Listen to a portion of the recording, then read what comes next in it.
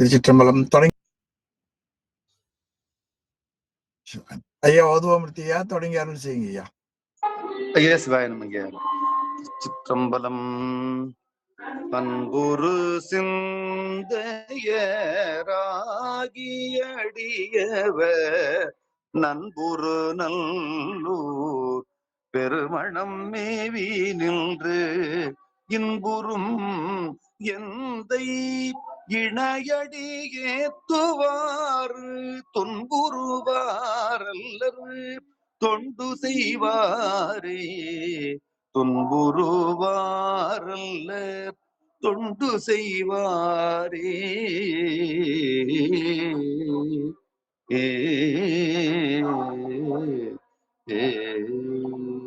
சிற்றம்பலம். ஏ சிவாய நமங்க. சிவாய நமங்க ஐயா. திருச்சிற்றம்பலம். அடியார் பெருமக்களுக்கு கல்லால் நிழல் மலை பில்லார் அருளிய பொல்லார் இணை மலர் நல்லார் புனைவரே. திருச்சிற்றம்பலம். அடியார் பெருமக்களுக்கு வணக்கம். எல்லாம் வல்ல சிவகாமி அம்மை உடனாகிய அம்பலவான பெருமானது திருவருட்பெருங்கருணையினாலும் அருபான்மும்மை நாயன்மார்களது குருவருளினாலும் பேரூர் மணிவாசகர் அருட்பணி மன்றம் நடத்துகின்ற சைவ பாட வகுப்பில் இந்த இணைப்பிலே இணைந்து சித்தாந்த நூல்கள் சிலவற்றை சிந்திக்க எல்லாம் வல்ல பரம்பொருள் மிகப்பெரிய கருணையை நமக்கு அருளி செய்திருக்கிறது. அதற்கு அருள் செய்த திருவருளையும் குருவருளையும் போற்றி கேட்டு சிவபுண்ணியம் பெறுகிற தொண்டர்களின் திருவடிகளையும் சிறமேல் கொண்டு மனமொழிமைகளாலே வணங்கி மகிழ்கிறேன். நண்பர்களே, நாம் படிக்கின்ற பாட நூல்களின் உரையாசிரியரும் சைவ பாட வகுப்பினுடைய நெறியாளருமான முதுபெரும் புலவர் முனைவர் சென்னியப்பனாரையா அவர்களின் திருவடிகளையும்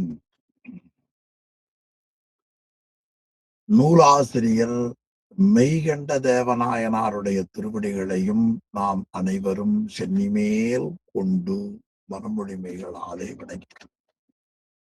அன்பர்களே, சிவஞான போதத்தில் நாம் இன்று சிந்திக்க வேண்டிய பகுதி 8ஆம் நூற்பா. இறைவன் குருவாக எழுந்தருளுகிற கருணையை நமக்கு கூறுவது. இறைவன் குருவாக எழுந்தருளுகிற நிலை ஓரளவு இறைவன் நமக்கு செய்கிற உபகாரத்தை எண்ணுகிற பொழுதுதான் அவர் எழுந்தருளினால் நம்மால் பற்றி கொள்ள முடியும். அந்த முறையில இறைவன் செய்திருக்கிற அந்த உபகாரத்தை நாம் 7 நூற்பாக்கள்ல படித்தோம். 7ஆம் நூற்பாவில அருமையா காட்டினார். பசுவாகிய உயிர் பாசத்தை விட்டு பதியை அடைய முயல வேண்டும். இதுதான் நமக்கு ஆசிரியர் 3ஆம் கூறு மேற்கோள். அந்த ஏதுக்கு பிறகு நமக்கு உரையாசிரியர் காட்டுகிறார். அந்த எண்ணம் எப்ப வருகிறதோ அப்ப குருவருள் வெளிப்பட்டு வரும். பசுவாகிய உயிர் பாசத்தை விட்டு பதியை அடைய அந்த உயிர் முயற்சியை மேற்கொள்ளுகிற பொழுது அப்படி மேற்கொள்ள வேண்டும். அப்படி அந்த முயற்சியை மேற்கொள்ளுகிற பொழுது பதி என்பது எது, பசு என்பது எது, பாசம் எது என்பது, பாசத்தால் என்ன பயன், பதியால் என்ன பயன், உயிர் எதனால் மறைக்கப்பட்டு கொண்டிருக்கிறது, அந்த மறைப்பு நீக்கிக் கொள்வதற்கு உயிர் என்ன முயற்சியை மேற்கொள்ள வேண்டும் என்று எண்ணுகிற பொழுது குருநாதர் வெளிப்பட்டு விடுவார். அந்த செய்தி கொஞ்சம் நல்லா ஞாபகம் வச்சுக்கணும். அந்த முறையில குருநாதர் நமக்கு எழுந்தருளுகிற பகுதி 8ஆம் நூற்பா. 118வது பக்கம் அது உள்ளது. நல்ல நுட்பா. ஐம்புலவேடரின் அயர்ந்தனை வளர்ந்தன தம்முதல் குருவுமாய் தவத்தினில் உணர்த்தவிட்டு அந்நியம் இன்மையின் அரண்களல் செலுமே. இந்த நூற்பா என்ன கருத்தை நமக்கு அறிவுறுத்துகிறது என்பதை ஆசிரியரே கூறுகிறார். ஞானத்தினை உணரும் முறைமையை உணர்த்தியது. ஆக ஞானத்தை உணரும் முறையை நமக்கு உணர்த்துகிறது. பொதுவா நமக்கு ஏதேனும் ஒரு கருத்தை சொல்லுகிற பொழுது அந்த செயலை சிலர் அறிவிப்பார்கள், சிலர் உணர்த்துவார்கள். அப்ப தெரிந்து கொள்வது வேறு, உணர்த்துவது வேறு. இங்க இந்த நூற்பா கருத்தை சொல்லுகிற பொழுது எல்லா நூற்பாக்களிலேயும் இந்த நூற்பா என்ன கருத்தை அறிவிக்கிறது, தெரிவிக்கிறது என்று சொல்லாமல் உணர்த்தியது என்று காட்டினார். உணர்த்துதல் தெளிவான செய்தியை எடுத்துச் சொல்லுதல், அதான் நமக்கு உணர்த்துதல். ஆமா. அந்த முறையில இந்த நூற்பா எதை உணர்த்துகிறது? உயிர் ஞானத்தை உணருகிற முறைமையை நமக்கு காட்டுகிறது என்று காட்டினார். ஒரு உயிர் உண்மையான பேரின்பமாகிய வீடு பேரை அடைய வேண்டும் என்றால் அதற்கு ஞானமே சிறந்த சாதனம் என உயிர் சாதனை செய்யக்கூடியது. அதனால் இந்த ஞானமாகிய சாதனத்தை எந்த முறையில பெறுவது? ஞானமாகிய சாதனத்தை எந்த முறையிலே பெறுவது என்று நமக்கு ஆசிரியர் இந்த நூற்பாவின் மூலமாக நமக்கு காட்டுகிறார். நல்ல நூற்பா. தம் முதல் என்று இறைவனை காட்டுகிறார். தம் முதல், அதாவது தான் என்பது நம்முடைய உயிர். இந்த உயிருக்கு முதலாக இருப்பது, முதல் என்பது இறைவன். முதல் நூற்பாவில சங்காரகாரணனாகிய முதலையே முதலாக உடையதுன்னு சொன்னார் இல்லைங்களா?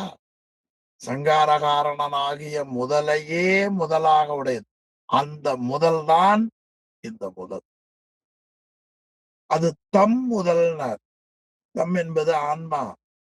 ஆன்மாவுக்கு உள்ளே இருந்து பக்குவம் பெறுகிற வரை உள்நின்று நமக்கு அறிவித்து வந்த முதலாகிய இறைவன் என்று அந்த சொல்லுக்கு பொருள். தம் முதல் அந்த இறைவன் தவத்தினில், உயிர் பல பிறவிகள்ல செய்த சிவபுண்ணியத்தின் காரணமாக, அந்த தவத்தின் காரணமாக இறைவன் வெளிப்பட்டு அருளுவான். இறைவன் வெளிப்பட்டு அருளுவான். வெளிப்பட்டு அருளுவதற்கு நாம் தவம் செய்திருக்க வேண்டும். அந்த தவம்தான் சரியை, கிரியை, யோகம், ஞானம் என்று சொல்லப்படுவது. அந்த தவத்தின் மிகுதியால் அவன் குருவாக எழுந்தருளுவான். குருவுமாய் தம்முதல் தவத்தினில், அந்த முற்பிறப்புகள் செய்த தவத்துக்கு ஏற்ப உள்ளிருந்து உணர்த்திய இறைவன் குருவுமாய் வருவான். நல்ல அருமையான சொல். அவன் குருவாக மாறி வருகிறான். இறைவன் தன்னிலையிலே இருந்து உயிர்கள் உய்ய வேண்டும் என்பதற்காக வருகிறான். இது பெரிய புராணத்துல, தில்லைவாழ் அந்தணர் புராணத்துல முதல் பாடல்ல அந்த ஆய் என்பதை அருமையா காட்டுவார். ஆதியாய், நடுவுமாய், அளவிலா அளவுமாய், சோதியாய், உணர்வுமாய், தோன்றிய பொருளுமாய், பேதியாய், ஏகமாய், பெண்ணுமாய், ஆணுமாய், அதுபோல இங்க குருவுமாய் அவன் வரவேண்டிய காரணம் ஒன்றுமில்லை. ஆனால் உயிர்களை பக்குவப்படுத்தி அந்த ஞானத்தின் நெறியை உணர்த்துவதற்காக அவன் குருவாக வருகிறான். அதனால குருவுமாய் நாம் உயிர் உலகங்கள் நம்முடைய உலகப் பொருளை அறிவதெல்லாம் கருவிகளால் அறிகிறோம். நாம் இந்த கருவிகளால் வரக்கூடிய அறிவை விட்டுவிட்டு, நம்முடைய அறிவை விட்டுவிட்டு, பதியாகிய பேரின்பப் பொருளை அடைய வேண்டும் என்று உள்ளம் பக்குவப்படுகிற பொழுது, அவன் குருவுமாக வந்து தீக்கை செய்து ஞானத்தை உணர்த்துவான். அப்படி அந்த ஞானத்தை உணர்த்துகிற பொழுது என்ன சொல்லுவான்? உயிரை பார்த்து, நீ ஐம்புல வேடரின் அயர்ந்தனை. நீ மன்னன் மகன். மன்னன் மகனாக இருக்கிற நீ ஐம்பொறிகளாகிய வேடர்களோடு சேர்ந்து வளர்ந்து அயர்ந்தனை. அப்படி அந்த வேடர்களோடு பழகிய பயிற்சி வயத்தால் வளர்ந்து அயர்ந்தனை. அயர்தல் உண்மைத்தன்மையை, உண்மை இயல்பை நீ மறந்து விட்டாய் என உணர்த்த. என்ன அழகு பாருங்க என்று அவர் எடுத்து கூறினார், நமக்கு உணர்த்தினார். இந்த உணர்த்த சொல் ரொம்ப சொல்லுங்க. இந்த உணர்த்த என்பதுதான் ஒவ்வொரு நூற்பாவிலேயும் இந்நூற்பாய் எண்ணுதலிற்றோ எனில் சங்காரகாரணனாகிய முதலையே முதலாக உடையது. சங்காரகாரணனாகிய முதலையே முதலாக உடையது என்பது உணர்த்துதல் என்று காட்டினார். அப்போ ஒவ்வொரு நூற்பாவிலேயும் 8ஆம் நூற்பாவில சொல்லப்பட்ட உணர்த்த என்ற ஒரு சொல்லை ஒரு நூற்பாவினுடைய நுதலிய பொருளிலேயும் காட்டுகிறார். அப்போ ஒவ்வொரு நூற்பாவிலும் சொல்லப்பட்ட கருத்தை உணர்த்துவது யார்? தம்முதல்தான், குருதான். அவர் இதுவரை உள்ளத்துக்குள்ள எல்லா உயிருக்குள்ளேயும் அவன் மறைந்திருந்தான். இப்பொழுது ஆன்மாவாகிய உயிர், பசுவாகிய நாம் பாசத்தை விட்டு பதியை அடைய முயல வேண்டும் என்ற பக்குவம் வந்த உடனே சுவாமி என்ன பண்ணார்? குருவுமாய் வந்தார். ஐம்புல வேடரின் அயர்ந்தனை, நீ மன்னன் மகன், எனவே வளர்ந்து அயர்ந்தனை என்ன உணர்த்த என்று உண்மைத்தன்மையை கூற. ரொம்ப அருமையான சொல்லுங்க. உண்மைத்தன்மை. உணர்த்தங்கிற சொல்லுக்கு பொருள் பார்த்துக்குவோம். 119வது பக்கம் பாருங்க. 1, 2, 3, 4, 5, 6, 7, 8, 9வது வரி பாருங்க. என உணர்த்த. அந்த என உணர்த்தங்கிறத மட்டும் கொஞ்சம் அண்டர்லைன் பண்ணுங்க. அந்த என உணர்த்ததுக்கு என்ன எழுதியிருக்காரு உரையாசிரியர்? உண்மைத்தன்மையை எடுத்து கூற. இப்ப உண்மைத்தன்மை தான் நமக்கு ரொம்ப இன்றியமையாதது. அந்த உண்மைத்தன்மையை மட்டும் முடிஞ்ச அண்டர்லைன் பண்ணுங்க. உண்மைத்தன்மை. இந்த உணர்த்தங்கிற சொல்லி எல்லாத்துக்கும் ஞாபகம் வச்சுங்க. இந்நூற்பாய் எண்ணுதலிற்றோ எனின் என்றுதான் ஒரு இடங்களிலேயும் அந்த நூற்பாவினுடைய கருத்தை சொல்லுகிற பொழுது ஆசிரியர் காட்டியிருப்பதை நாம் பார்க்கிறோம். முதல் நூற்பா உங்களுக்கு சொன்னேன். 2ஆம் நூற்பா 12ஆம் நூற்பாவில் அதே கருத்தை சொல்லுகிறார். இந்நூற்பாய் எண்ணுதலிற்றோ எனின் அசிந்திதனாய் நின்ற பதியை சிந்திதனாக கண்டு வழிபடுமாறு உணர்த்துதல் முதலிற்று. அப்ப உணர்த்த என்ற சொல் உண்மைத்தன்மையை அறிவில் படும்படியாக கூறுதல், எடுத்து கூற. ஆமா, சரி. அவர் எடுத்து கூறியது எப்படி இருந்தது? அந்த உண்மையை உணர்ந்த உயிர் பக்குவம் பெற்றிருந்த காரணத்தினாலே இவர் உணர்த்த அந்த ஆன்மா உணர்ந்து கொண்டது என்று பார்க்கிறோம். அப்படி அவர் தம் முதல் தவத்தினில் குருவுமாய் வந்து ஐம்புல வேடரின் வளர்ந்து அயர்ந்தனை என உணர்த்த, உடனே இந்த ஐம்புல வேடரிலே இருந்து விட்டு அவைகளை எல்லாம் இது பயனில்லை என்று விலகிவிட்டு விட்டு நீங்கி அந்நியம் இன்மையின் இறைவன் உயிர்களின் வேறாக நில்லாமல் உடனாக இருக்கிறான். அப்பொழுது அரண்களல் செல்லும் அந்த முதல்வனுடைய திருவடிகளை சென்று சேர்ந்து பேரானந்தத்தை நுகரும் என்பதை நம்ம அழகுபட இந்த பகுதியில காட்டியிருப்பதை நாம் பார்த்தோம். 8ஆம் நூற்பா எவ்வளவு தெளிவா முடிஞ்சது பாருங்க. ரொம்ப நல்ல நூற்பா. ஆமா. எனவே அயர்ந்தனை அதற்கு சொன்னார். அயர்தல் காரியம், வளர்ந்தது காரணம் என்று அருமையா காட்டினார். காரண காரியம். அவன் குருவுமாக வருகிறான். இதுவரை உயிருக்குயிராக உள்ளே நின்று உணர்த்திய முதல்வன் குருவுமாக வந்தான். அப்ப உயிர் தான் முற்பிறப்புகள் செய்த புண்ணியத்தின் பயனாக இதுவரை உள்ளே நின்று உணர்த்தி வந்த இறைவன் ஞான நெறியை உயிர்கள் அறியும் பொருட்டு அந்த ஞான நெறியை அருளுவதற்காக குருவடிவம் கொண்டு எழுந்தருளி வருகிறான் என்று இந்த பகுதி ரொம்ப நல்ல பகுதிங்க. 120வது பக்கம் 21வது பக்கம் விரிவாக காட்டியிருக்கிறார் உரையாசிரியர். ஆக ஐம்பொறிகளை விட்டு நீங்கிய உயிர் திருவடியை அடையும். ஆமா.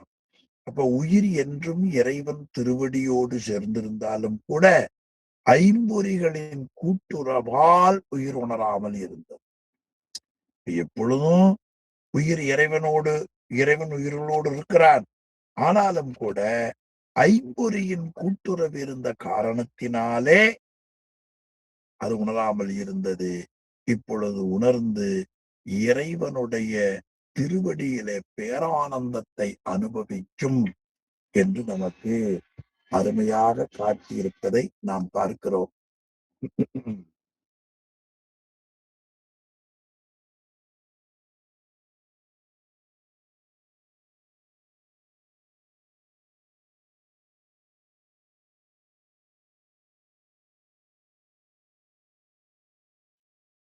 ஆக இதிலே இறைவனை அரசனாகவும் உயிரை அரசனுடைய மகனாகவும் ஐம்பொறிகளை வேடர்களாகவும் உருவகம் செய்திருக்கிறார். ரொம்ப அருமையான பகுதி.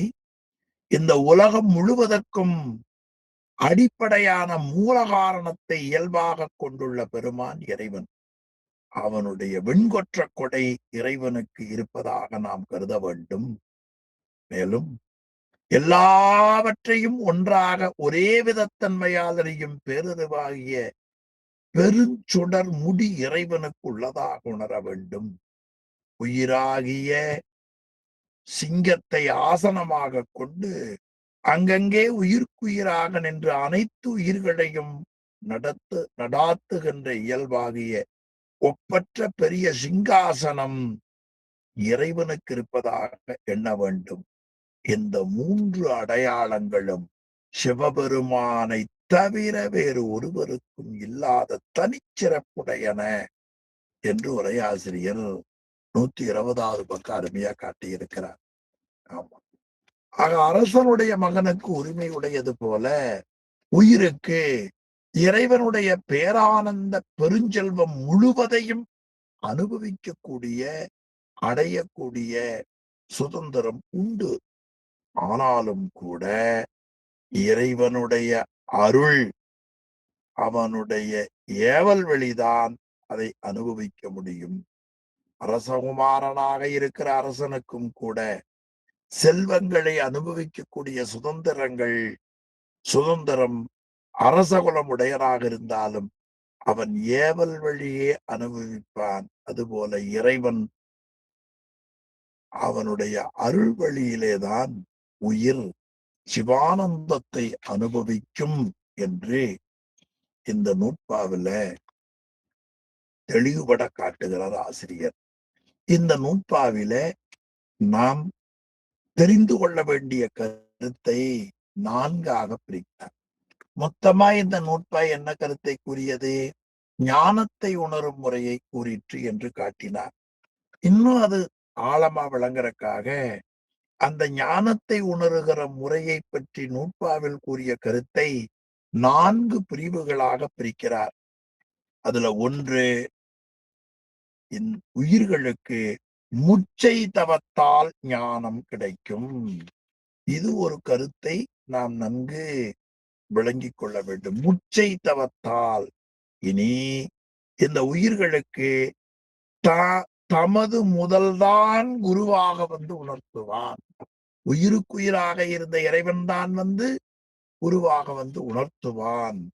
இனி அடுத்து இந்த உயிர்கள் ஐயுணர்வுகளால் மயங்கி தம்மை தாம் உணராது, ஐயுணர்வுகளால் மயங்கி தம்மைத்தாம் உணராது.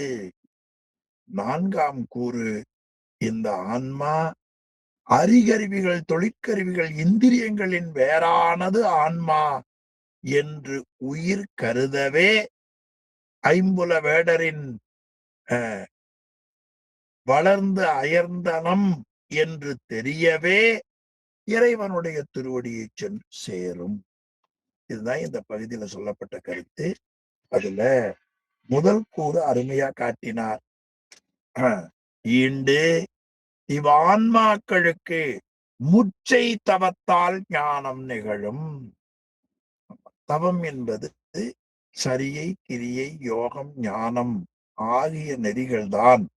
ஆக முன்ன பல பிறப்புகள்ல செய்து வந்த தவம் சரியை, கிரியை, யோகம் என்று நமக்கு சொல்லப்படுவது. அந்த புண்ணியத்தாலேதான் உயிருக்கு ஞானம் கிடைக்கும்.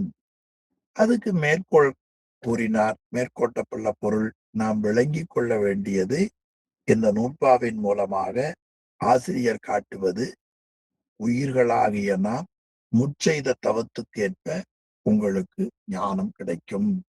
அதுக்கு ஏது காட்டினார்? ஏன் அப்படி முற்செய்த தவத்தால கிடைக்கும்ங்கிறீங்க என்றால், நீ சரியை, கிரியை, யோகங்களை நன்கு செய்து பிறகு நன்னெறியாகிய ஞானத்தை இறைவன் காட்ட அந்த ஞானத்தின் வழி பேரின்பத்தை அடையலாம். அதனால சரியை, கிரியை, யோகங்களை செய்தொழி நன்னெறியாகிய ஞானத்தை காட்டி அல்லது மோட்சத்தை கொடா ஆகலின். ஆக நாம் பல பிறப்புகள்ல செய்திருக்கக்கூடிய சரியை, கிரியை, யோகத்திற்கு ஏற்ப நமக்கு ஞானம் கிடைக்கும். அந்த ஞானத்தின் வழியாக நாம் வீடு பெற்றை அடையலாம். ரொம்ப எளிமையானது. நல்லறிவு இருந்தால் கோபம் வேண்டாம், அமைதியா இருப்போம்னு வரும். அமைதியா இருந்தால் மகிழ்ச்சி தானே. ஆமா, மயக்கறிவு இருக்குமே ஆனால் கோபம் வரும், துன்பம் வரும். அப்ப அறிவுல நல்ல அறிவு வேணும். இந்த ஞானத்தை 2ஆக பிரித்தார்கள். ஆமா, ஒன்று வீடு பேற்றை சிந்திக்காமல் உலகியலை நோக்கி செய்யக்கூடிய செயல்கள். உலகத்துல இன்பமா வாழணும், மகிழ்ச்சியா இருக்கணும். அதற்கு உபாய சரியை, கிரியை, யோகம்னு பேர். திருவருளை நோக்கி செய்யக்கூடியதற்கு உண்மை சரியை, கிரியை, யோகம் என்று பெயர்.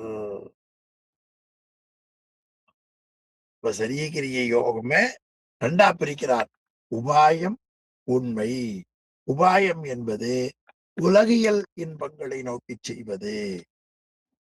உண்மை என்பது பேரானந்தமாய வீடு பேற்றை நோக்கி செய்வது என்று காட்டினார். அதில மேற்சரிய கிரியை யோகங்களை செய்துளி, மேல் சரிய கிரியை யோகங்களை செய்துளி நன்னெறியாகிய ஞானம். நன்னெறி ரொம்ப அருமையான சொல்லுங்க. நன்மை கூட்டல் நெறி நன்னெறி. நன்மை கூட்டல் நெறி நன்னெறி. நன்மை எனப்படுகிறவைகளில எல்லாவற்றிலும் சிறந்த நன்மை வீடு பேர். அதனால் அந்த வீடு பேரை பெறுவதற்கு சிறந்த நெறி எது என்றால் நன்னெறி, நன்மையான நெறி. அந்த நன்னெறிக்கு மாறாக இருப்பதெல்லாம் ஏனைய புன்னெறி. அதாவது கச்சியப்ப சிவாச்சாரியார் கந்தபுராணத்துல முருகப்பெருமானுக்கு ஒரு பாடல் பாடுகிறார். புன்னெறியதனிற் செல்லும் போக்கினை நீக்கி, புன்னெறி அதனிற் செல்லும் போக்கினை நீக்கி என்று அந்த தொடக்கமே புன்னெறி தொடங்குறார். அந்த நெறியை பற்றி, நன்னெறி இல்லாத நெறிகளை மாணிக்க வாசகர் திருவாசகத்துல நெறியல்லா நெறிதன்னை நெறியாக நினைவேனை முன்னெறிய காட்டுகிறார். அப்ப நன்னெறியது முதல் பாடல்ல அச்சோப்பதுல முத்தி நெறி, வீடு பேராகிய நன்னெறி. அந்த நன்னெறிதான் நமக்கு வீடு பேரு என்று ரொம்ப அருமையாக நமக்கு சொல்லப்படுகிறது. இந்த முதல் மேற்கோளுக்கு ஆசிரியர் 2 வெண்பாக்கள் எடுத்துக்காட்டு வெண்பாவை காட்டுகிறார். முதல் வெண்பா ரொம்ப எளிமையான வெண்பா. தவம் செய்வார் என்றும் தவலோகம் சார்ந்து பவம் செய்து பற்றறுப்பாராக. தவம் செய்த நற்சார்பில் வந்து உதித்து ஞானத்தை நண்ணுதலில் கற்றார் சூழ் சொல்லுமா கண்டு. ரொம்ப எளிமையான வெண்பாங்க. தவம் செய்வார். தவம் என்பது உலகியல்ல பலவிதமாக சொல்லப்படுவது. தனியா போய் காட்டுல இருக்கிறது, அல்லது காற்றை மட்டும் புசிக்கிறது, ஒரு உணவு கொள்ளுகிறது, இப்படி பல சொல்லப்படுகிறது. வள்ளுவ பெருமான் சொல்லுகிறார், தவம் செய்வார் தம் கருமம் செய்வார்.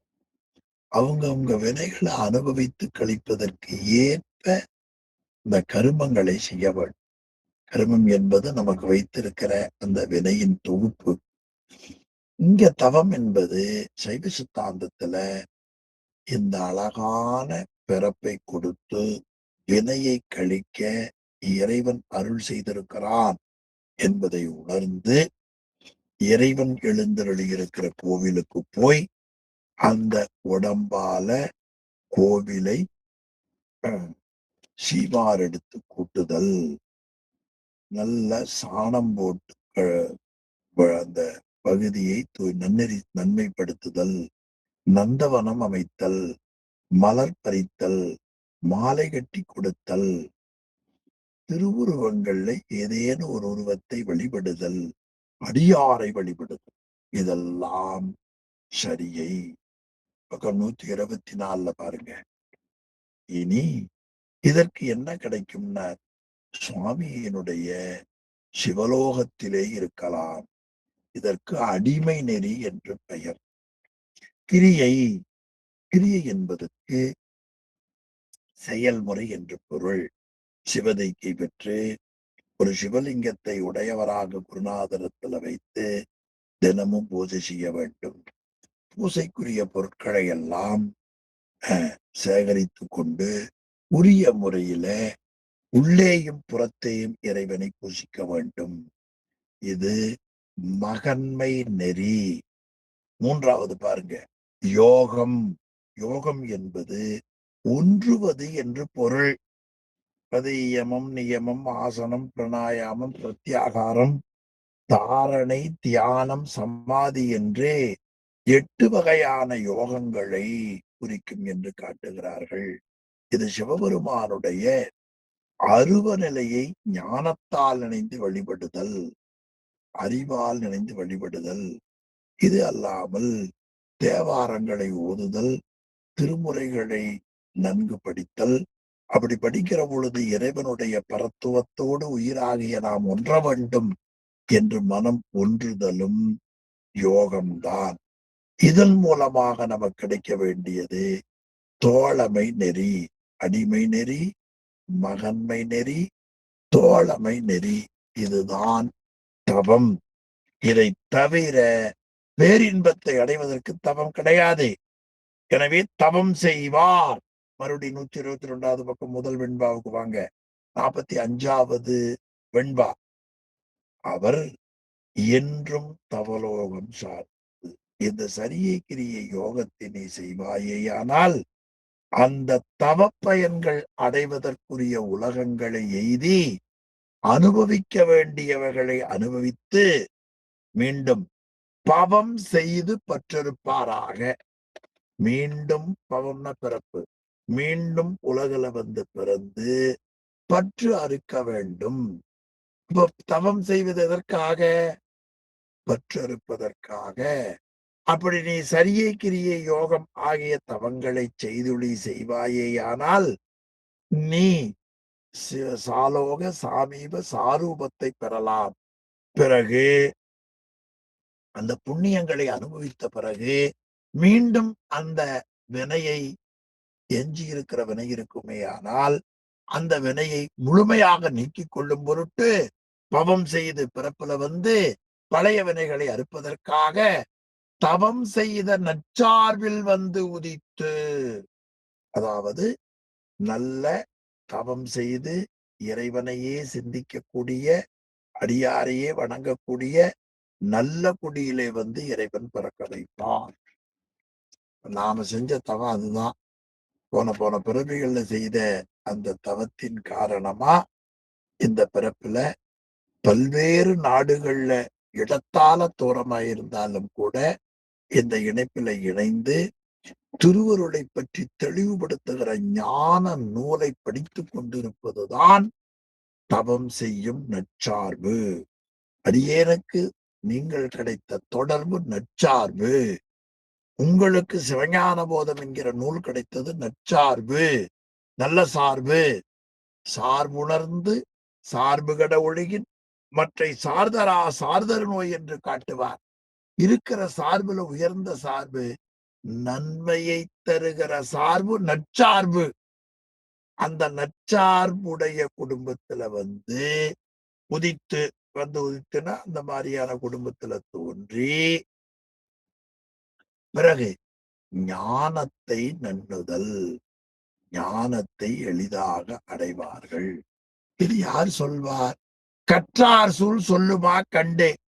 இந்த மெஞ்ஞான நூல்களை கற்று அந்த மெஞ்ஞான நூல்களை கற்றதன் பயனாக ஆய்ந்து அவர்கள் இது போல சொல்லுவார்கள் என்று முதல் வெண்பா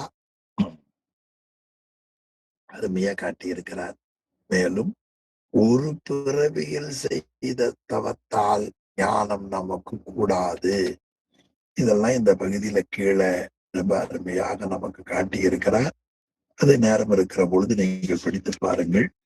இனி சரியை கிரியை யோகம் ஞானம் என்பதை பற்றி 124வது பக்கம் விளக்கமாக உரையாசிரியர் பெருமகனார் நமக்கு காட்டியிருக்கிறார். இனி அடுத்தது இதே ஒரு செய்தியை சொல்லுகிற வகையில இன்னொரு எடுத்துக்காட்டு வெண்பா காட்டுகிறார். அது என்ன காட்டுகிறார்? நீங்க தவம் செய்வதற்கு உலகியல்ல பலவிதமான வேள்வி வழிபாடுகள் சொல்லுகிறார்களே, யஜ்ஞம் வளர்த்தல் சொல்லுகிறார்களே, அதன் மூலமா நமக்கு என்ன பயன் கிடைக்கும் என்று ஒரு ஐயம். இப்ப பெரும்பாலும் நன்மை என்றால் வேள்வி வழிபாடுதான் சொல்லப்படுகிறது. இப்ப ஏதாவது வீட்டுல பிரச்சனைனா ஒரு கணபதி ஹோமம் வைங்க, ஒரு அம்மையப்பர் வேள்வி வைங்க என்று இப்ப நாம சொல்றோம். அம்மையப்பர் வேள்வியின் பொதுவா கணபதி ஹோமம் வைங்க. எதுக்கும் கணபதி ஹோமம் தான். நவகிரக ஹோமம் வைங்க. இது நாட்டுல நடைமுறையில் இருக்கிறது.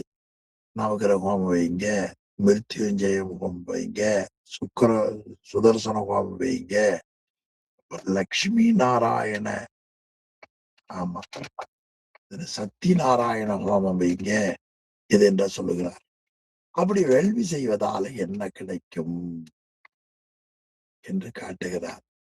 பசித்துண்டு பின்னும் பசிப்பானை ஊக்கும் இசைத்து வருவனையில் இன்பம். இசைத்த இருவனை ஒப்பில் இறப்பில் தவத்தான் மறுவனாம் ஞானத்தை வந்து இசைத்து வருவினையின் இன்பம், அதாவது இசைத்தல்னு சொல்லுதல். அறநூல்கள்ல பலவிதமான வேள்வி வழிபாடுகள் கூறப்படுகின்றன. அந்த வேள்வி வழிபாட்டின் மூலமாக வரக்கூடிய இன்பமெல்லாம், இசைத்து வருவினையில் வரக்கூடிய இன்பமெல்லாம் பசித்து உண்டு பின்னும் பசிப்பானை ஒக்கும். ஆம், வேள்வியின் மூலமா இன்பம் வரும். ஆனா அந்த இன்பம் எப்படி இருக்கும் தெரியுமா? காலையில பசித்து சாப்பிடுகிறோம், மறுபடியும் நண்பகல்ல மீண்டும் பசிக்கும், மீண்டும் சாப்பிடணும். அது மாதிரி ஒரு வேள்வி செய்த ஒரு கால எல்லைக்குள்ள அந்த துன்ப நீக்கம் நீங்கி மறுபடியும் வினைக்குத்தக்கவாறு வருகிற செயல்பாடுகள் உண்டு. எனவே நீ அதை காட்டிலும் மேலாதது என்ன? இசைத்த இருவினை. மேல இசைத்து வருவினைன்னு சொன்னார்ல, இதே போல இந்த வேள்வி முதலியவைகளை சொல்லக்கூடிய அறநூல்களைப் போல இசைத்த இருவினை. அங்க இசைத்து வருவினையினார், இங்க இசைத்த இருவினை. அறநூல்கள்ல சொல்லக்கூடிய இருவினையாவது நல்வினை தீவினை ஆகிய பயன்களை ஒப்பில், இந்த இருவினையையும் ஒன்றாக பார்க்கக்கூடிய நீ உள்ளத்தை பெற்று அப்படி நீ ஆனால் இருவினை ஒப்பு உனக்கு வருமே ஆனால் அப்படி ஒப்பில் வந்து ஞானத்தை மருவுவான்.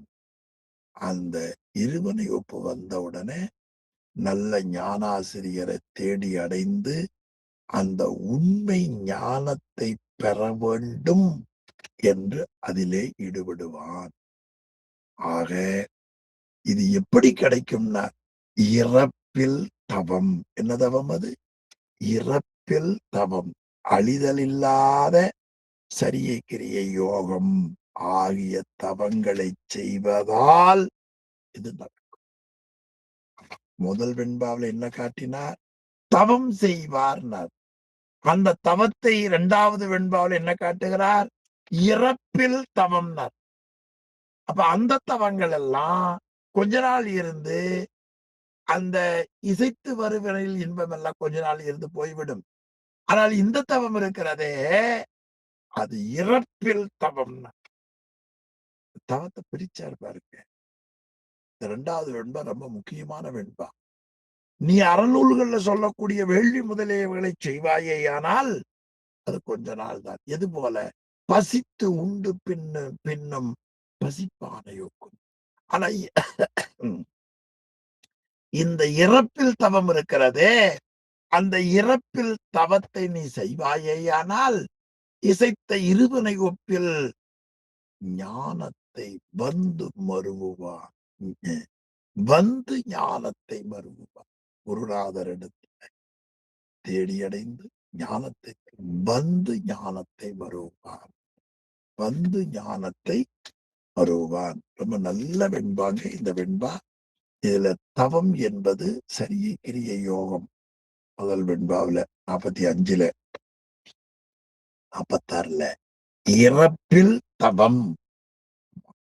இன்றைக்கு ஸ்டேட்டஸ் வைக்கிறீங்கன்னா இறப்பில் தவம் அப்படின்னு நீங்க வைங்க, எல்லாரும் பார்த்து கேட்பார்கள். ஆக 126வது பக்கம் தெளிவா காட்டியிருக்கிறார் உரையாசிரியர். வேள்வி முதலியவற்றால் உண்டாகும் சுவர்க்க இன்பம் மீண்டும் பிறக்கும் போது நிலைத்தலின்றி கெட்டுவிடும். சரியை முதலிய தவங்கள் பயன்களை கொடுத்து கெடாது நின்று ஞானத்தை பெறுவதற்கு வழியாக அமைந்து வீடு பெற்றை தரும் என்று அருமையா காட்டியிருக்கிறார். இனி இசைத்த இருவினை ஒப்பு என்ற ஒரு சொல் இருக்கிறது. அந்த இருவினை ஒப்புனா என்ன? நல்வினையின் பயனாகி இன்பத்தில் விருப்பமும், தீவினையின் பயனாகிய துன்பத்தில் வெறுப்பும் இல்லாமல் இரண்டையும் ஒன்று போல நினைந்து அந்த வினையை அனுபவிக்கிற பொழுது பற்றுக்கொள்ளாமல் இருத்தல் தான் இருவினையும். இது ரொம்ப அருமையா வள்ளுவர் காட்டினார். இன்பத்துள் இன்பம் விளையான், துன்பத்தில் துன்பம் உறுதல் இலன் என்று காட்டினார். இனி 2ஆம் கூறு. இனி ஆன்மாக்களுக்கு தமது முதல்தானே உருவமாய் உணர்த்தும். இதுதான் இந்த நூற்பாவுல சொல்லப்பட்ட கருத்தை 2ஆவதா பிரிச்சு காட்டுகிறார். ஆமா. அப்பொழுது நாம் முற்பிறப்புகள்ல செய்த சரியை கிரியை யோகம் ஆகிய நெறியின் மூலமா அந்த உண்மை அறிவு கிடைத்த உடனே, அந்த தெளிவு வந்த உடனே, இப்படி தெளிவு வருகிற வரை உயிருக்குயிராக இருந்து உணர்த்தி வந்த குருநாதர், உணர்த்தி வந்த இறைவன் இப்பொழுது குரு வடிவமாக மானுட வடிவிலே அவன் எழுந்தருளுவான். எனவே தமது முதல், தம்முடைய என்பது உயிர், தம்முடைய முதல்வன். ரொம்ப நல்ல அருமையான சொல்லுங்க. தம் முதல்வன் என்று காட்டினார். இந்த தம் என்ற சொல்ல முதலியே நம்ம கேட்டிருக்கிறோம். 5ஆம் நூற்பாவுல பாத்தீங்கன்னா இந்த தம் என்ற சொல்லை அருமையா காட்டியிருக்கிறார் ஆசிரியர். ஆமா, அது என்ன என்றால் 5ஆம் நூற்பாவில நமக்கு ஆசிரியர் சொல்லுகிற பொழுது, விளம்பிய உள்ளத்து மெய், ஆமா, விளம்பிய உள்ளத்து மெய் வாய் கண் மூக்கு அளந்து அறியாது ஆங்கவை போல் தாம் தம் உணர்வின், தாம் தம் உணர்வின், அந்த தாம் தம் உணர்வு, தாம் என்பது ஆன்மாக்களுக்கு, தம் உணர்வின் தம்முடைய அறிவிற்கு முதலாகிய இறைவன். அதான் தம் முதல்னார். அதே சொல்லுதான் தமது முதல், தம் முதல் என்று ஆசிரியர் மெய்கண்ட சிவம் 5ஆம் நூற்பாவில அழகாக காட்டினார். தம் முதல், ஆமா, தாம் தம் உணர்வுன்னார். அதே தம் உணர்வு தான் இங்க தமது முதல், தம்முடைய முதல்வன். அதற்கு ஏது காட்டினார்? அவன் அந்நியமின்றி சைதன்ய சுரூபியாய் நிற்றலான். சைதன்யம் என்று சொல்லுக்கு ஞான வடிவு என்று பொருள். எனவே அவன் பிரிப்பின்றி, அதாவது பாலில நெய் விளங்கி தோன்றாது, தயிர்ல நெய் விளங்கி தோன்றும். இறைவன் எல்லா உயிரிடத்திலேயும் கலந்து நின்றாலும் கூட அவன் விளங்கி தோன்ற மாட்டான். ஞான குருவனிடத்திலே இறைவன் வெளிப்பட்டு விளங்கி தோன்றுவான். அதனால் அவன் அந்நியம் இன்றி சைதன்ய சுரூபம், ஞானமே வடிவமாக இருப்பவர் குருநாதர். அந்த வடிவத்தை இங்க நமக்கு காட்டுகிறார். ஆக இறைவனே குருவாக வருவதில்லை என்று சில சமயவாதிகள் கூறினார்கள். அதை தெளிவுபடுத்துவதற்காக இந்த பகுதியை காட்டினார். மேலும் இறைவன் உயிர்கள் என்றுண்டோ அன்றே உயிரோடு இருக்கிறான். அதுக்கு ஒரு மாபதி ஜோர் நல்ல ஒரு திருவுருட்பயன்ல ஒரு அருமையான குரல் சொன்னார். அதாவது வீட்டுல பல பேர் இருக்கிறார்கள், ஒருத்தருக்கு ஒரு நோய் இருக்கிறது. அந்த நோய் வீட்டுல இருப்பவர்களுக்குத்தான் தெரியும், வெளியில இருப்பவர்களுக்கு தெரியுமா? அது மாதிரி நமக்கு என்ன கஷ்டம் இருக்குதுன்னு சொல்லி நான் சொன்னாதான் உங்களுக்கு தெரியும், நீங்க சொன்னாதான் எனக்கு தெரியும். ஆனா நமக்குள்ளேயே இருக்கிற இறைவன் அறிவானா இல்லையா? அறிவான். அப்ப இறைவன் நாமெல்லாம் கொஞ்ச நேரம் பார்க்கிறோம், கொஞ்ச நாள் பார்க்கிறோம், அப்புறம் தூரமா போயிரும். ஆனா சாமி இருக்கிறாரே, அவர் இமைப்பொழுதும் நெஞ்சை விட்டு நீங்காதவன். எனவே அவன் அறிவான். அதை அகத்தொரு நோய்க்கு உள்ளினர் அன்றி அதனை சகத்தவரும் காண்பாரோதான். ஆமா என்று அருமையாக காட்டி இறைவன் இதுவரை பக்குவப்படுகிறவரை இமைப்பொழுதும் என் நெஞ்சில் நீங்காமல் இருந்து பக்குவப்பட்ட பொழுது முன்பாக எழுந்தருளி அவன் நமக்கு நன்மையை உபதேசிப்பான் என்று இந்த இரண்டாம் கூறு அருமையாக காட்டுகிறது. இதுல இரண்டாம் கூறுக்கு 3 வெண்பாக்கள் அருமையா காட்டுகிறார். நல்ல பகுதி. மெஞ்ஞானம் தானே விளையும் விஞ்ஞானகளருக்கு, அஞ்ஞான அச்சகலருக்கு குருவாய் மெஞ்ஞானம் பின் உணர்த்தும், அன்றி பிரளயாகலருக்கே முன் உணர்த்தும் தான் குருவாய் முன். சரி, குருவாக வந்து இறைவன் உணர்த்துவான் என்பதை இந்த இரண்டாம் கூறு நமக்கு காட்டுகிறது. அப்படி குருவாக வந்து உணர்த்துகிற பொழுது உயிர்களை அறியாமையின் மறைப்புக்கேற்ப 3ஆக பிரித்தார்கள். அது நாம் முன்னமே படிச்சிருக்கிறோம். அவர்கள் சகல வர்க்கத்தான்மாக்கள், பிரளயகலர் ஆன்மாக்கள், விஞ்ஞானகலர், சகலர், பிரளயாகலர், விஞ்ஞானகலர் என்று 3 வகையாக அறிவின் மறைப்பை நம்ம அருமையா காட்டினார்கள். ஆமா, சகலர் ஆணவம், கண்மம், மாயை, மும்மலமுடையவர்கள். இருமலமுடையவர்கள் அது ஆணவமும் கண்மமும் உடையவர்கள். அடுத்து ஆணவம் மட்டும் உடையவர்கள். இப்படி மும்மலமுடையோர், இருமலமுடையோர், ஒருமலமுடையோர் என்று 3ஆக பிரித்தார்கள். மும்மலம் ஆணவம் கண்மம் மாயை, இருமலம் ஆணவம் கண்மம், ஒருமலம் ஆணவம் மட்டும். இப்படி நம்ம பிரித்து காட்டினார்கள். அதுல ஒருமலமுடையவர்களுக்கு இறைவன் உள்ளே என்று உணர்த்துவான். அவன் விளங்கிக் கொள்ள முடியும். ஏன்னா அவன் இறைவனை பற்றி நன்கு தெரிந்திருக்கிறான். மும்மலமும் பொருள்மை அறிந்திருக்கிறார். இருமலமுடையவர்களுக்கு இறைவனுடைய வடிவத்தோடு மான்மழுவாக வருவான். ஒருமலமுடையவர்களுக்குத்தான் மானுட வடிவில் நம்மை போலவே அவன் தோன்றி அருள் செய்வான் என்று இந்த குருநாதராக வருபவர்களை குருநாதராக வந்து எந்தெந்த ஆன்மாவுக்கு எப்படி அருள் செய்வான்னார். அதுல விஞ்ஞானகலர், பிரளயாகலர், சகலர் 128வது பக்கம் எடுத்துக்காட்டு வெண்பாவுக்கு மேல பாத்தீங்கன்னா விஞ்ஞானகலர், பிரளயாகலர், சகலர், ஒருமலமுடையவர், இருமலமுடையவர், மும்மலமுடையவர் என்பதை உரையாசிரியர் 128வது பக்கம் எடுத்துக்காட்டு வெண்பாவுக்கு மேல காமிங்க. அப்புறம் கொஞ்சம் அடல் பண்ணி வச்சுக்கோங்க.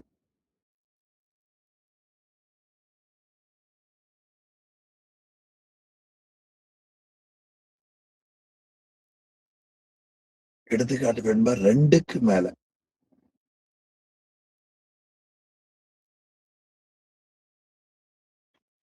விஞ்ஞானகலர் ஆணவம் ஒருமலம் மட்டும் உடையவர், பிரளயாகலர் ஆணவம் கண்மம் இருமலமுடையவர், சகலர் ஆணவம் கண்மம் ஆகிய மும்மலமுடையவர். இதுல ஆன்மாக்களை 3ஆ பிரிச்சாங்க. உயிர்கள்ல வேறுபாடு கிடையாது. ஆணுயிர், பெண்ணுயிர், யானை உயிர், கொசு உயிர் வேறுபாடு கிடையாது. எல்லா உயிரும் ஒன்றுதான். ஆனா அந்த உயிர்களுக்கு இருக்கிற அறியாமையின் காரணத்தால இருக்கக்கூடிய மலச்சார்பால பிரித்தார்கள். ஒரு மலமுடையவர் ஞானகலர், இருமலமுடையவர் பிரளயாகலர், மும்மலமுடையவர்கள் சகலர். அது இந்த பகுதியில முன்னமே படிச்சிருக்கோம். மீண்டும் தெளிவா காட்டினார். இனி இந்த இறைவன் உருவாக வருகிற அந்த பகுதியில இன்னும் விளக்குவதற்காக அடுத்து எடுத்துக்காட்டு வெண்பா அருமையா காட்டினார். அறிவிக்க அன்றி அறியா உளங்கள் செரியுமாம் முன்பின் குறைகள் நெறியின் குறையுடைய சொற்கொள்ளா கொள்பவத்தின் வீடு என் குறைவில் சகன் சூழ்கொள்பவர்க்கே. ஆமா, உளங்கள் உளங்கள் என்று அதாவது 48வது வெண்பாவில முதல் வரியில வருகிற உளங்கள் உயிர்கள். நெறியில் ரொம்ப அருமையான தொடர். அதாவது தமக்கு உரிய படிமுறை எந்தெந்த முறையில அறிவிக்க முடியும் அந்த படிமுறைகள்ல தான் உயிர் விளங்குமே தவிர முழுவதை அறியாது. நெறியில் அறிவிக்க அன்றி அறியா. ஆக உயிருக்கு யாரேனு அறிவித்தால், சொல்லிக் கொடுத்தால் அறியுமே அல்லாமல் ஒரே முறையில அறியக்கூடிய இயல்பு உயிர்களுக்கு கிடையாது. அறியா குறைவில் சகன், அறிவில் குறைபாடில்லாத சகக்கடவுள். ஆமா. குறைவில் சகன் சூழ் கொள்பவர்க்கு, சூழ் கொள்பவர் அதாவது அந்த சகக்கடவுளாகிய அறிவில் குறைபாடில்லாதாகிய கடவுள் உபதேச மொழியை கொள்பவர், இன்றியமையாம விரும்பி நிற்கக்கூடிய அந்த பிரளயாகலருக்கு, பிரளயாகலர் சகலருக்கு குறைகள் அறிவித்தால் அறியும். அந்த உபதேச மொழிகள் முன் பின் செரியுமாம். முன் பின், அந்த முன்னிலையிலேயும் பின்னிலையிலேயும் நிகழும். குறையுடைய சொற்கொள்ளாருக்கு, குருவின் உபதேசத்தை வேண்டாத விஞ்ஞானகலருக்கு கொள்பவத்தின் முதல்வன் அறிவுக்கறிவாய் நின்றே உண்மையளவில் அவருக்கு வீடு வேறு கொடுப்பான். 6வது வெண்பாவுல சகலர், பிரளயாகலர், விஞ்ஞானகலர் அந்த 3 பேருக்கும் எந்தெந்த வகையில எப்படி அவன் செய்வான் என்று அருமையா நம்ம காட்டினார். அது 129வது பக்கம் எடுத்துக்காட்டு வெண்பாவுக்கு மேல் பக்தி. உயிர்கள் தமக்குரிய பக்குவ முறையில் இறைவனை அறிவிக்க அறியும் தன்மையுடையன. இறைவன் அறிவித்தாலும் கூட ஒரே மாதிரி அறியாதே, தமக்குரிய பக்குவ முறையில் தான் உயிர்கள் அறியும். அப்படி இல்லாமல் எல்லா உயிரும் ஒரே விதமாக அறிவித்தால் அறியும் தன்மையுடையவை அல்ல. வகுப்புல பாடம் நடத்துறார் ஆசிரியர், 30 பேர் மாணாக்கர், 30 பேர் முழுமையா வாங்கிக்கிறாங்களா? 30 பேரும் 30 விதமா வாங்குவாங்க. காரணம் என்ன? ஆசிரியர் பாடம் நடத்த ஒரே மாதிரிதான், ஆனா மாணவர்கள் வாங்கிக் கொள்ளுகிற பக்குவ நிலை இருக்கிறது அல்லவா, அதற்கு ஏற்ப. எனவே அறிவித்தால் அறியக்கூடிய குறைபாடில்லாத தாமே அறியக்கூடிய விஞ்ஞானகலருக்கு அறிவு வடிவில் உணர்த்துவார். குருவின் உபதேசத்தை உள்ளவாறு உணரக்கூடியவர்களுக்கு, அந்த பிரளயகலருக்கு முன்னிலையில் உணர்த்துவார். சகலருக்கு மானுட வடிவில் படற்கையில் உணர்த்துவார். அப்போ இறைவன் உணர்த்துகிறது அறிவு வடிவத்தால் ஒன்று, அடுத்து முன்னிலையில் உணர்த்துவது ஒன்று, படற்கையில் உணர்த்துதல் ஒன்று. இப்படி இறைவன் குருவாக தம் முதல் குருவாக உயிர்களின் பக்குவத்திற்கு ஏற்ப உணர்த்தும் என்று அருமையா காட்டினார். மேலும் இறைவன் குருவாக நமக்கு உணர்த்துவதற்கு இன்னொரு எடுத்துக்காட்டு வெண்பாவும் காட்டுகிறார். இல்லா முளைப்பாலும் கண்ணீரும் ஏந்திழைபால் நல்லாய் உளவாமால் நீர் நிழல் போல் இல்லா அருவாகி நின்றானை யாரறிவார்தானே, உருவாகி தோன்றானேல். ரொம்ப அருமையான வெண்பாது. நல்லாய், மாணவனை பார்த்து ஆசிரியர் கூப்பிட்ட அது சொல். தவத்தை, ஏதாவது தவத்தால் நன்மையுடைய நன்மானாக்கனே நல்லாய், நன்றாக சிந்தித்துப்பார். ஏந்திழைபால், நல்ல அணிகலன்களை அணிந்திருக்கிற பெண்ணிடத்துல முளைப்பாலும் கண்ணீரும். இப்ப எல்லா பெண்களிடத்திலையும் முளை இருக்கிறது, கண்ணுக்குள்ள இந்த நீர் இருக்கிறது. ஆனாலும் கூட குழந்தை எடுத்துக் கொண்ட அன்பு காரணமாகத்தான் கொங்கையில் பாலும் கண்ணீரும் வரும். இல்லா உளவாம், அவள் குழந்தையை காண்பதற்கு முன் இல்லாதவாய் கண்டபின் வெளிப்பட்டு தோன்றுகிறது. அப்போ ஒரு குழந்தை பார்த்த உடனே கண்ணீரும் பாலும் வருகிறது, இல்லை என்றால் வருவதில்லை. அதுபோலவும் நீர் நிழல் போல் இன்னொரு மேற்கோள் காட்டுகிறார். நீருக்குள்ள வாழக்கூடிய உயிரினங்கள் நிழல் புலப்பட்டு தோன்றாது. நீருக்குள்ள இருக்கிற அந்த உயிரினங்களுக்கு நிழல் உண்டு, ஆனா அது புலப்பட்டு தோன்றாது. அந்த முறையில் இப்ப கண்ணீரும் முளைப்பாலும் வெளியில தெரிஞ்சுதா? தெரியல. குழந்தைய பார்த்த உடனே பால் வெளிப்படுகிறது, கண்ணீர் வருகிறது. அதே போல நீர்ல வாழக்கூடிய உயிரினங்களுக்கு நிழல் 2 அருவம் தெரியாது. அப்படி உயிர்களுக்குள்ள அவன் இல்லா அருவாகி நின்றான். ஆமா, தெரியாத முறையில உயிருக்குயிராக நின்றான். பக்குவம் வந்த பொழுது குருவாக வந்தான். அப்படி அவன் தோன்றாமல் உயிரினத்தில் அருவாய் நின்ற இறைவன் அவனே குரு வடிவம் கொண்டு வராவிட்டால், உருவாகி தோன்றானேல், அவனே குருவாக தோன்றாவிட்டால் யார் அறிவார்? அவனுடைய இயல்பை யார் அறிய முடியும்? ஒருவரும் அறிய முடியாது என்று இறைவனே குருவாக வருவதற்கு மேற்கோள கூறி இறைவனே குருவாக விடுவான் சொல்லி அதற்கு ஏது காட்டி எடுத்துக்காட்டு வெண்பா மூலம் அவன் குருவாக வரவில்லை என்று சொன்னால் அவனை ஒருவருமே அறிய முடியாது என்று அருமையா நமக்கு தெளிவு செய்கிறார். இனி 3ஆம் கூறு, இந்த ஆன்மாக்கள் ஐயுணர்வுகளால் மயங்கி தம்மை உணரா, தன்னுடைய உண்மை நிலையை உடைய. இது 3ஆம் கூறு மேற்கோள். தாமே அறியும் ஆற்றல் இன்றி பிறரால் உணர்த்த உணரும் தன்மையுடைய உயிர்கள். இதுதான் இந்த முன்னால வேட்பாளர் சொன்ன அறிவிக்க அன்றி அறியா உளம்னார் இல்லையா? அப்போ அந்த உயிர்கள் ஐம்பொறிகளால் மயங்கி தம் உண்மை நிலையை உணரவில்லை. அதற்கு ஏது சொன்னார்? அவைதான் பளிங்கில் இட்ட வண்ணம் போல் காட்டிற்றை காட்டி நிற்றலான். இந்த ஐம்பொறிகள் இருக்கிறதே எது போல செயல்படுது தெரியுமா? ஒரு தூய்மையான வெண்படிகள் இருக்கிறது. அது பக்கத்துல என்ன வண்ணத்தை காட்டுறீங்களோ அதன் மூலமாக இருக்கும். அது நீங்கினால் படிகத்தினுடைய உண்மையான வெண்மை தோன்றும். அது போல ஐம்பொறிகள் பயத்துல மயங்கி இருப்பதால் உண்மைத்தன்மை ஆன்மா உணர முடியவில்லை என்று 3ஆம் கூறு காட்டுகிறார்.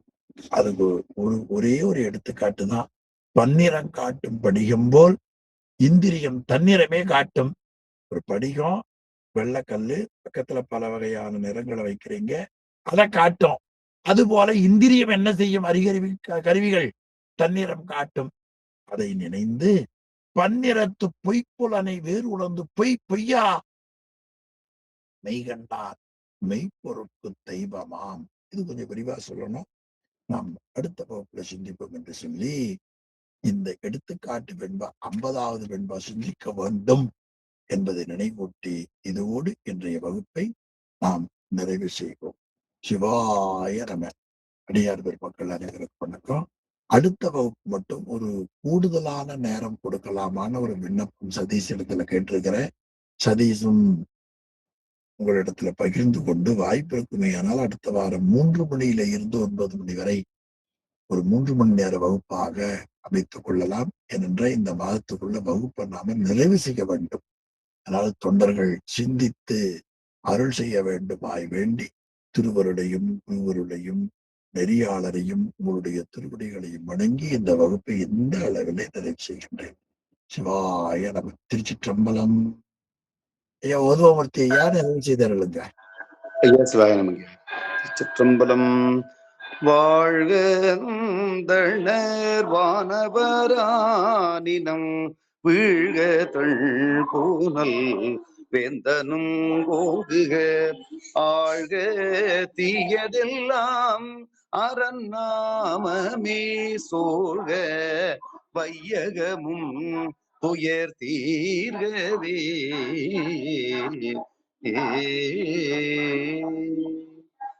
நம்பிக்கை பிரசன்னம் பண்றதை நிறுத்திடுங்க, எல்லாரும் தெரியும்.